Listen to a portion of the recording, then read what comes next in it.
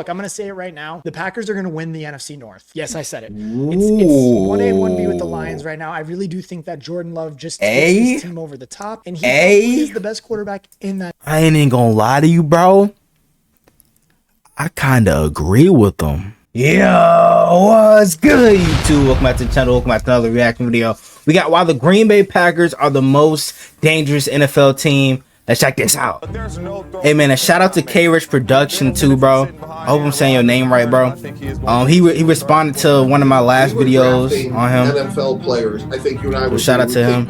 Keep up the great work, bro. I'm taking Jordan Love number 2. He can single-handedly make plays out of structure. He can make plays in structure. He has a great arm. He's athletic, and he's doing it with the youngest receiving. Bro, did y'all see that, bro? Trevor Lawrence got paid today, bro. I did not think that shit was gonna happen this soon. And the amount of money that he just got paid, $275 million, bro. With like, bro, was it over two? I think it was like somewhere around, it was 145 guarantee, I believe. I hope I'm getting that right, because I looked at it earlier when NFL posted it. Bro, that shit is crazy. Now Tua's up next to get his contract extension, and then Jordan Love. It's crazy to think that he's going to be in that MVP conversation. He's got a tremendous opportunity. This QB market is getting out of hand. The Packers are able to unseat the Lions, and he built on what he did to end last season. He's going to be in that MVP conversation.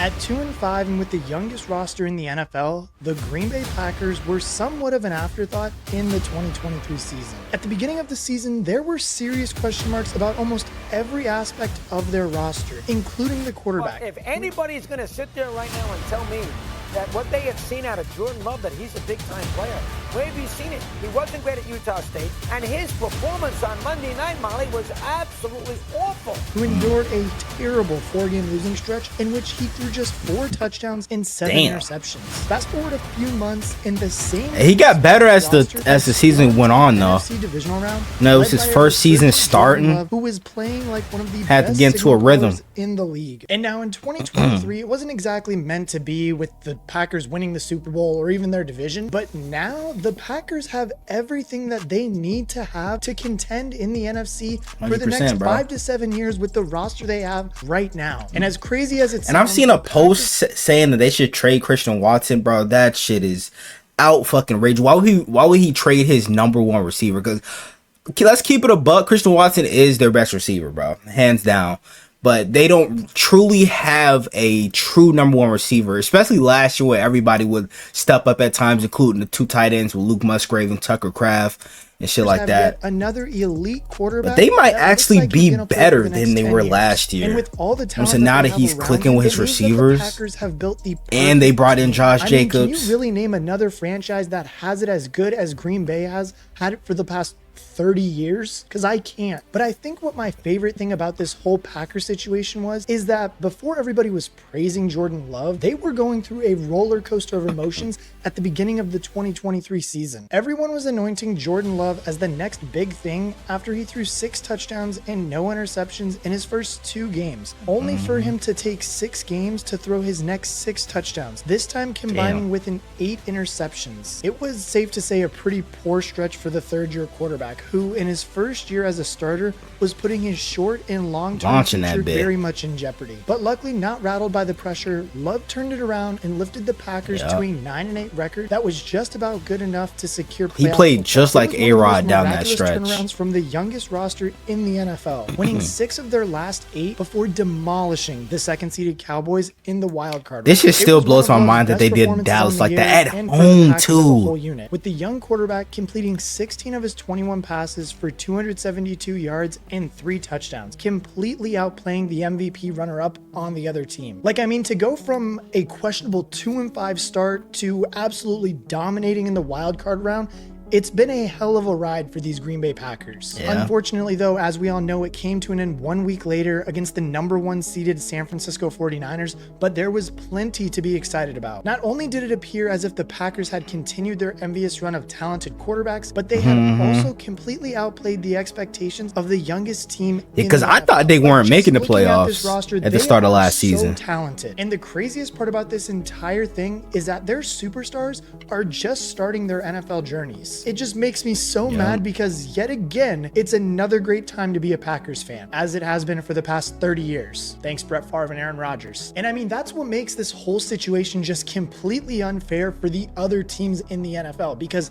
their roster is so young that over the offseason, not much had to get done to this team. The offense was 10th best on a yards per game basis, with plenty of improvement surely on the way thanks to the late resurgence of Love in his very deep cohort of receivers. The same thing cannot be said about this defense though, where they ranked 22nd in yards conceded. And I mean, a big reason for that they did do a good job of bringing in more talent on the defensive side. Was 28. So I know they drafted. I think they drafted Javon Bullard, and they over the past 30 years, signed Xavier McKinney. Favre, Aaron Rodgers, or now Love, is that the defense has always seemingly been the problem for the Green Bay Packers. But with that being said, the team should be happy with how they did bolster this defense. I still don't agree with them getting rid of Devontae Campbell though. I forgot where Campbell's at now, because I'm pretty sure he's already signed already. But I still don't understand why they got rid of him. And 2 safeties. He was a great leader for that defense. 2 and 4 of the 2024 NFL draft, with Edgerrin Cooper. Now these two right here were sleeper picks for them, Bullard and Cooper. In round 5, before rounding out the draft with cornerback Kalen King in the 7th round. Oh, so Kalen King was in the draft in round 5, before rounding out the draft with. Bro, I didn't even know, bro. See, I heard nothing, no build up for this nigga the whole draft process, bro. Because he was supposed to be like last season. He was projected to be one of the first corners taken off the board. Then this nigga fell to the 7th round, bro. The fuck type of season did he have last year? Green Bay took the volume approach to this draft class this year, often doubling or even tripling up at certain positions. And you can understand why they decided to do so again in 2024. Wide receivers Christian Watson, Romeo Doubs, Jaden Reed, and Dontavian Wicks were all selected with day 2 picks in the 2022 and 2023 drafts. In addition to the doubling up of tight ends Musgrave and Tucker Kraft in rounds 2 and 3 in 2023. And I mean, it's safe to say that all 6 of these guys have gone on to have pretty good success in the NFL so far, turning what was initially a weakness of this team into a major strength. And now if the same thing can happen with the class that they just brought in from 2024, which featured, I think, 3 offensive linemen, 3 safeties, and 2 inside linebackers, this team is going to be laughing at the NFL. Like, I mean, I don't think this front office is getting as much credit as they should for this type of strategy of like almost doubling down on all these position groups. Because when they do this, it really saves them, or just at least protects them from one of these guys being a bust, as they kind of just go next man up and hope that that guy's not a bust next. And if he is, then they go to the 3rd option. But it also allows for the fact that if it does pan out with this one single player that they did draft, then they just completely overhauled a position group, and now they can work on changing that position group from a weakness into a major strength of the team. Especially the fact when you can have multiple starters at that position group because you drafted so many of them. And not only did they just depend on the draft to help them get more players, but they also used free agency so well this past offseason to help them try to win Josh the NFC. Jacobs, Xavier McKinney was the big signing of the offseason, with the safety signing a 4-year, $67 million contract. Bro. He immediately provides experience and quality in the secondary, while also offering a mentorship role to the newcomers in the draft. McKinney's fresh off of a season where he had the highest PFF coverage grade of any safety in the league. Bro, fucking time put some respect on his name, bro. With 3 rookies then joining he was a him beast at on the Alabama. The present and the future of the safety position on the Packers roster is in very good hands. The other big free agent signing came on the other side of the ball, which honestly I think is a bigger signing, with Josh Jacobs taking over the starting running back role. Did they sign to a 1-year deal? Who has taken his talents to the division rival Minnesota Vikings. Nigga went to the Jacobs ops. is coming off a quiet year of 805 yards at 3.5 yards per carry. And although those stats from last year don't really make it sound like that exciting of a signing, what he has offered in the past couple of years before that really do make it a big signing for the Packers. Yeah, because he's good out the backfield as well. Was handed the ball a massive 340 times, God collecting damn. 1,653 yards and Nigga. 12 touchdowns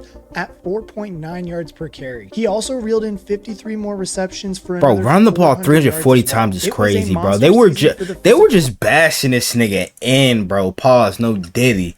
Bro, 2022, they were just really just putting the team on his back for running back, real. leading the league in Holy rushing shit. and earning a first-team All-Pro selection. Jacobs is a few years younger than Jones, and a return to the form of his 2022 season would be a huge I hope he asset does to return this to that exciting form though, offense. because And when we again, look even roll deeper in the tide. You backfield, feel the me? Packers have I love my hopefully Alabama understood guys. the of the future Pause. in Marshawn Lloyd, who was selected in the 3rd round of the 2024 draft. Lloyd was Daniel Jeremiah's favorite running back in the class. He's a bulky and physical running back who is explosive and has good potential. He was one of my improve favorite as a running pass back in this catcher. draft The class too. 2024 season is a great opportunity. 'Cause I for watched Lloyd to every learn from USC Jacobs game and last get a year. grip with the NFL without having the pressure of having to carry the load of the running back position. And I mean, that just adds great depth to an offense that is already loaded everywhere else. Now, the main area of strength for this roster, besides the quarterback position, which we're going to talk about Jordan Love in a minute, is this wide receiver room. I mean, they are just stacked at this position group. And hell, I'm even going to say it is that if these guys develop the right way and Love continues to play the way he is, this wide receiver room might be one of the best, if not the best wide receiver room in the NFL soon. And I mean, it was an absolutely Bro, I thought he was about to say of all fascinating time. I was rotation about to say, of talent in damn. Green Bay last season, showcasing a wide array of talented wide receivers who seem to almost take turns to break out for a big game. Watson had his breakout in 2022, which has since then been slightly derailed because of injury, but nevertheless, he has game-breaking speed and is a backflip dangerous was speed crazy. threat. His fellow 2022 draftee Romeo Doubs has also proven to be a very capable option. Last year in weeks 3 and 4 of the 2024 season, he saw 25 targets, which he converted into 168 yards and a touchdown. But that wasn't even Dobbs' biggest game, which came much later in the season when he caught all 6 of his targets for 151 yards and a touchdown against Dallas in the wild card round hammering. It was just an absolute dominant performance that Dobbs put up, in which he was responsible for over half of Jordan Love's yards on the day. Like, I mean, the dude was constantly just popping up in wide open spots to defeat the Cowboys' zone coverage schemes and put the game to bed before it had even started. It is so clear to see that Love trusts Dobbs, who is a dependable receiver who can move the 100%. chains and make big plays when needed. Alongside Dobbs and Watson, He's probably their most reliable receiver. very exciting. That's no knock on Jaden Reed, Christian Watson, Dontavian Wicks. I just think Romeo Dobbs is the more reliable guy. You know what I'm saying? Like third down situations and shit like that. receivers in Jaden Reed and Dontavian Wicks. Reed brings the speed and Wicks brings the size, with both players showing flashes of immense potential in 2023. Reed led the team with 793 yards and 8 touchdowns, contributing early and often. Wicks, on the other hand, emerged much later in the season, showcasing his skill set with a couple of 90-yard appearances against Los Angeles and Tampa Bay, before wrapping up the season with a 2-touchdown game against Chicago. And as crazy as it sounds, this wide receiver room has more talent behind all of those guys. For And real? now I know Bo Melton and Malik Heath aren't like, Oh, I those- forgot, bro. Malik Heath was a beast at Ole Miss, bro. I'm telling you, this nigga was a huge mismatch. They need to get this nigga on the field ASAP. eye-catching names. Bro, once they get Malik Heath going, it's game over. Add in the tight ends Luke Musgrave Holy and Tucker shit. Kraft, who both had over 350 yards as rookies, and you have an exciting collection of receivers who should keep defenses guessing. Like, I mean, this offense is just littered with talent, and they can beat you so many different ways this season. And I mean, for them to make these type of impacts as like rookies and second-year guys just show how good they're going to be in the future and how deep they might be able to make a playoff run this year too. Like, it's safe to say that their Super Bowl window is now wide open, and because of the youth of this roster, it's not going to be closing anytime soon. Now, of course, the primary driver of the offense and the main reason the Super Bowl window has arrived so soon after the last is because of Jordan Love. It's a testament to his talent that so many of his young playmakers have enjoyed breakout years in 2023. In his first year as a starter, Love passed for 4,159 yards, 32 touchdowns, and 11 interceptions. His 32 touchdowns were second behind Dak Prescott's 36, and his PFF grade was a tidy 83.6, which is not bad for your first year under center. Love spent 2 years learning the ropes from Aaron Rodgers, and it showed. Love combined skill with flair to produce some very impressive performances and some outrageous throws that he should not have been able to make. Yeah, he definitely learned from A-Rod, And bro. I think the most exciting With them thing about this whole thing off-platform with Jordan throws. Love and just watching him develop was that he showed a lot of the traits that made sidearms Rodgers and so shit. good too. Throwing off his back foot with ease and finding creative ways to get the ball to Yeah, his this throw was The pinnacle of the season unfucking came in real. the wild card round against Dallas, when Love was simply elite in his first taste of playoff action though. Not afraid of the big stage in one of the league's best defenses, Love simply just shredded Shit. them, completely ripping throws throws over the middle and making smart decisions at the line of scrimmage. He was completely unfazed by the Dallas defense, completing 76.2% of his passes for 272 yards and 3 touchdowns. And the reality of it is that this game was over by halftime. And now, yes, the loss the following week to the Niners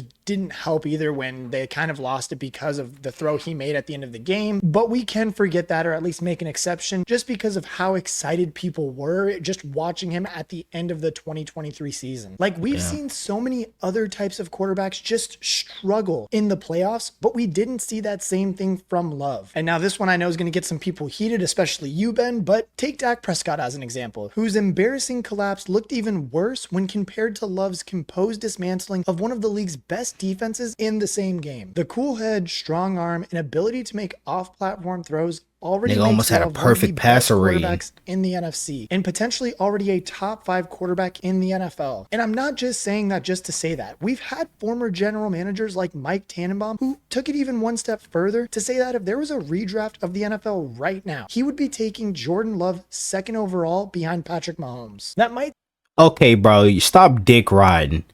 This person this former, bro, this is the reason why he's former NFL GM, bro. Stop dick riding, bro. Come the fuck on. Over Lamar? Over Josh Allen? Over Joe Burrow, nigga? Come the fuck on, bro. This nigga dick riding like crazy. Come, bro. right now, he would be taking Jordan Love 2nd overall. Bro, this nigga need to zip up like a bold Jordan Love's statement, pants, wipe his mouth and everything. Love has learned from one of the best quarterbacks, if not one of the greatest quarterbacks. Jordan Love is good, 2 years. But bro, he's not better than Lamar, Burrow, or Josh Allen yet. It's crazy to say this, but he has a hell of a lot of skill, youthfulness on his side, and or Justin Herbert for potential. That is everything you want from a quarterback. Or CJ Stroud. It hurts me to say this, but somehow Green Bay has managed to find another damn good quarterback, and the rest of the NFL is absolutely terrified of what that could mean. Like, it's clear that Love already has a good connection with his young group of pass catchers, and his ability to nurture big performances from each of them should not be overstated. Like, look, when I say this right now, I mean this just flat out because CJ Stroud did it last year. Good quarterbacks elevate their weapons, not the other way around. And yes, while it is fair to be excited about all of the talent that the Packers do have on this roster right now, the only reason all of those guys were able to reach that type of stardom and just superstar level, if you even want to call it that, just being good players, what I should say, is because of Jordan Love. Like, they don't have a true superstar wide receiver right now on this team, and that shows because, I mean, if you look around the rest of the NFL, they don't have one of those superstar guys like Diggs, Jefferson, Keenan Allen in their own division. They need to get a superstar receiver. Like, don't get me wrong, Romeo Doubs is a competent X receiver and Jaden Reed is an exciting prospect at the Z receiver position, but they are both a long way off the likes of Justin Jefferson, CeeDee Lamb, or even Amon-Ra. That's what makes what Love was able to do last season even more impressive. He has imagine if he did have one of those guys. Any elite firepower at the wide receiver position. That really just shows you how just high this ceiling can be for Jordan Love and how excited Packer fans and just honestly NFL fans should be to watch this kid grow. Through their young studs, they have built up the perfect team. They got a great future ahead in multiple ways, and one that should be operating at a high level for bargain prices future for the indeed, next few man. years. The youth of this team should be able to carry them, allowing the front office to spend up on a few expensive veterans to help get them across the line. This year it was Xavier McKinney and Josh Jacobs, and it will be fascinating to see how they impact this flourishing Green Bay team. But I want to know what you guys think. How good are the Green Bay Packers going to be this season? And look, I'm going to say it right now. The Packers are going to win the NFC North. Yes, I said it. It's 1A, 1B with the Lions right now. I really do think that Jordan Love just takes this team over the top, and he is the best quarterback in that. I ain't even gonna lie to you, bro. I kind of agree with them. Like, that's not too far-fetched to say, like, but that division is tough. The NFC North is gonna be tough as shit this year with the Lions, Bears getting good now, Packers getting better. The Vikings, I guess you could, but out of all of the 4 teams, they're the worst team in that division. Not to say that the Vikings aren't good, But you know what I'm saying? They're not as good as the Packers and the Bears and the Lions on paper and shit like that. But I want to know what you guys think down in the comments below. I hope you guys enjoyed the video. Make sure you guys like, comment, subscribe to the channel if you're new. Turn on post notification notified whenever I drop another banger video. We're on the road to 200 subs. So I'm going to get there for more banger NFL content like this. So without further ado, I'm out. Gang!